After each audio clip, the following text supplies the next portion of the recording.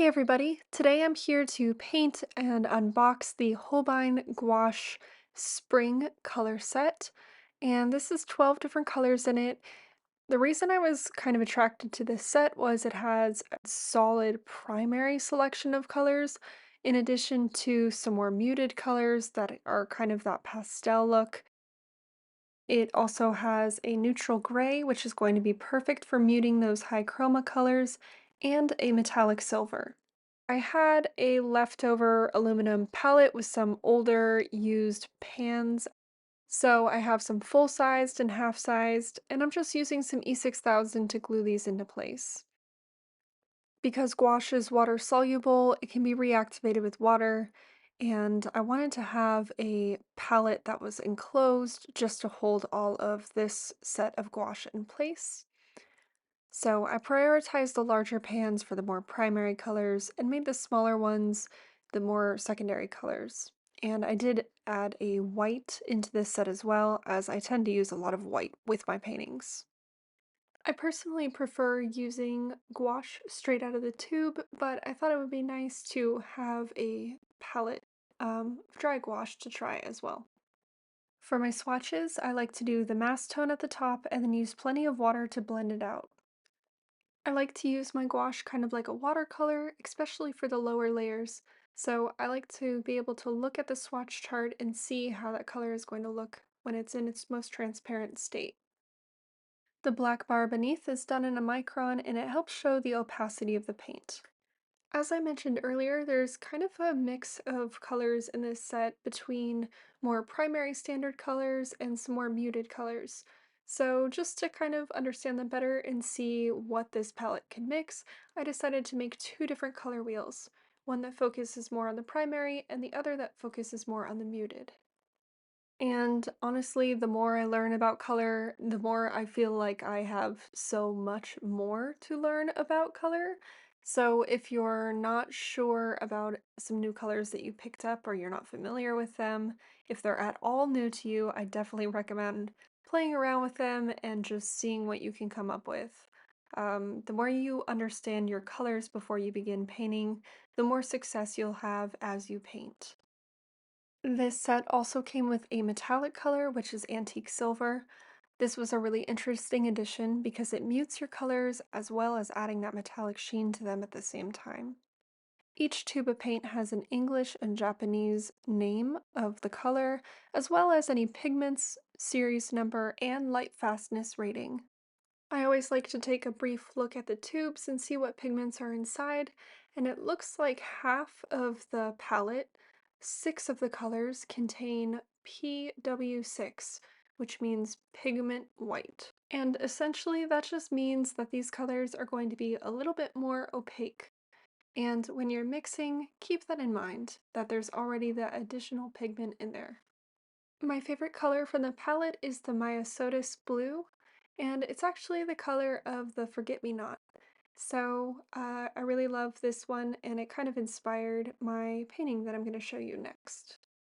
So here's one last look at all of the colors together. They're very vibrant, professional grade. I'm particularly drawn to the muted colors in the wheel.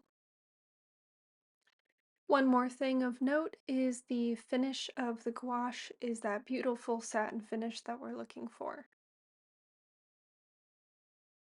So for this illustration, I began with my local colors for everything, using a lot of water to make sure that the first layer is very thin. Because I'm painting on aquaboard, I'm able to layer my gouache up quite a bit. You never want to layer your gouache too thickly as it can crack. So if you're planning on doing multiple layers, be sure to start really thin and build up from there.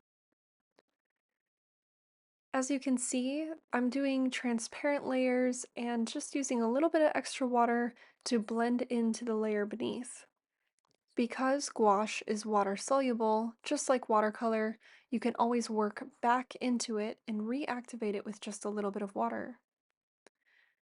Aquaboard also allows you to do this. Aquaboard is very forgiving and it works a little bit differently than paper, whereas you're able to go back in and scrub up an area if you're unhappy with it. In this painting, I really wanted to focus on all of the different colors of white. I wanted it to have a sharp contrast, but overall be a very bright, pastel-esque kind of piece. And I'm sure you can see the amount of dark paint in this.